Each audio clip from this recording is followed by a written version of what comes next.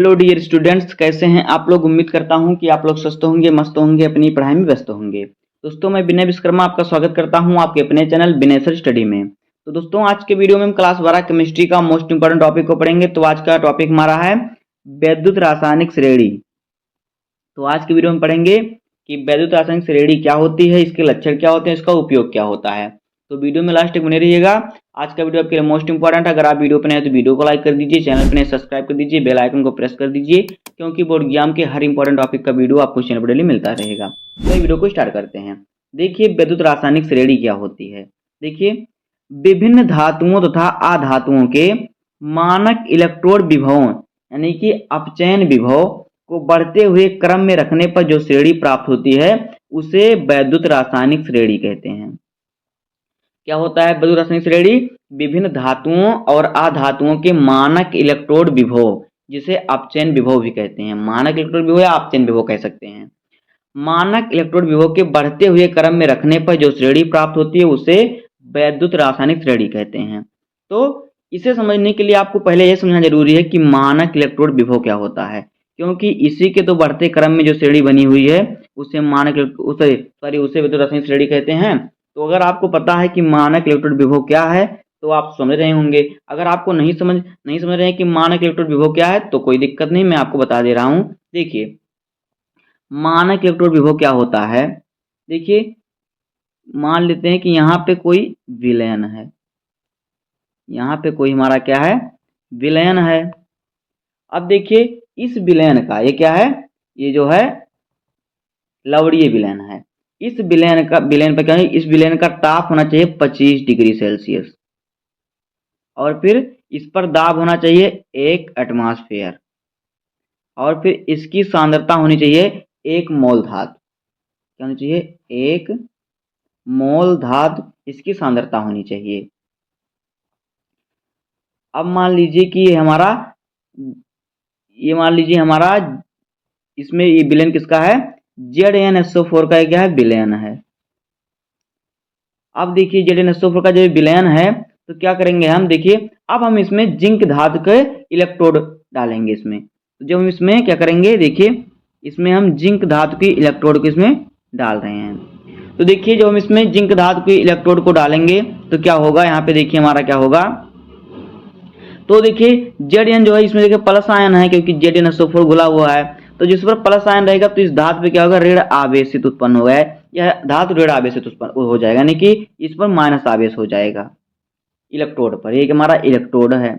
तो देखिए अब क्या करेंगे, जैसे किसी विलयन, जैसे मान लीजिए कि देखिए जिस धातु का इलेक्ट्रोड है उसी धातु का लवणीय विलयन में 25 डिग्री सेल्सियस विलयन का ताप होना चाहिए, 1 एटमॉस्फेयर दाब होना चाहिए, और 1 मोल धातु का क्या होना चाहिए, सांद्रता होनी चाहिए। तब इसमें हम जब उसी धातु का इलेक्ट्रोड डालेंगे तो इसकी धातु और इलेक्ट्रोड और विलयन के मध्य एक अस्तर बन जाएगा।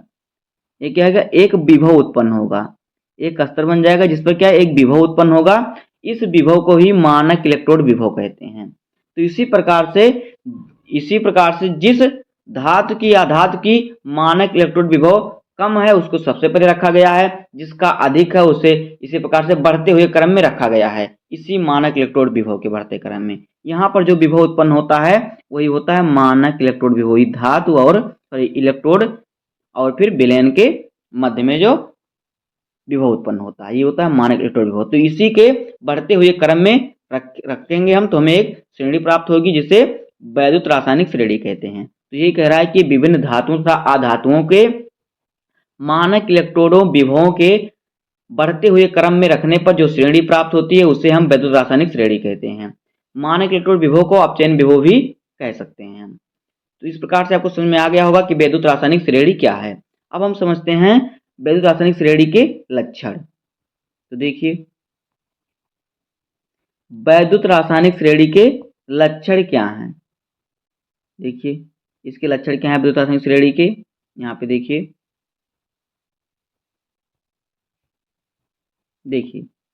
पहला है, श्रेणी में ऊपर से नीचे की ओर जाने पर तत्वों की अपचयन क्षमता घटती है।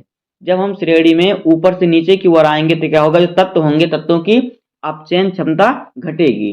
लेकिन जबकि जब हम नीचे से ऊपर की तरफ जाएंगे तो अपचयन क्षमता बढ़ेगी। ये हो गया श्रेणी का, वैद्युत रासायनिक श्रेणी का पहला लक्षण। दूसरा है हाइड्रोजन से ऊपर के सभी तत्व अम्लों से अभिक्रिया करके हाइड्रोजन गैस मुक्त करते हैं।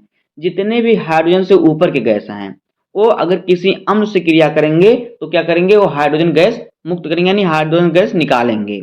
जबकि जो हाइड्रोजन से नीचे वाले तत्व हैं वो अम्लों से क्रिया करके हाइड्रोजन गैस मुक्त नहीं करेंगे, हाइड्रोजन गैस मुक्त नहीं करते। ये हो गया दूसरा लक्षण। अब देखिए तीसरा लक्षण, हाइड्रोजन से ऊपर के सभी तत्व जल या भाप के साथ क्रिया करके H2 गैस देते हैं। हाइड्रोजन से ऊपर जितने भी तत्व हैं उसका अगर हम जल से क्रिया कराएंगे, किसी भाप से क्रिया कराएंगे तो H2 आयन क्या करेंगे, H2 ion sorry hydrogen ion देंगे। उसके बाद देखिए आगे है लक्षण क्या है, कह रहा है जिस तत्व का अपचयन विभव जितना अधिक होता है वह उतना ही प्रबल आक्सीकारक होता है। जिसका क्या होता है, जिस तत्व का अपचयन विभव जितना अधिक होगा, अपचयन विभव वो उतना ही प्रबल क्या होगा, उतना ही अधिक वो आक्सीकारक होगा। पांचवा है जिस तत्व का अपचयन विभव जितना कम होगा वह उतना ही प्रबल अपचायक होगा। क्या होगा, जिसका अपचयन विभव कम होगा वह उतना ही अधिक अपचायक होगा। छठवां लक्षण देखिए, कह रहा है कि श्रेणी का ऊपर वाला तत्व नीचे वाले तत्व को उसके विलयन से विस्थापित कर देता है। अगर हम श्रेणी के ऊपर वाले तत्व और नीचे वाले तत्व से क्रिया कराएंगे तो क्या होगा, उसके जिसमें जो विलयन होगा वो विलयन से उसे विस्थापित कर देगा। तो ये हो गया वैद्युत रासायनिक श्रेणी के लक्षण। अब देखिए वैद्युत रासायनिक श्रेणी के उपयोग।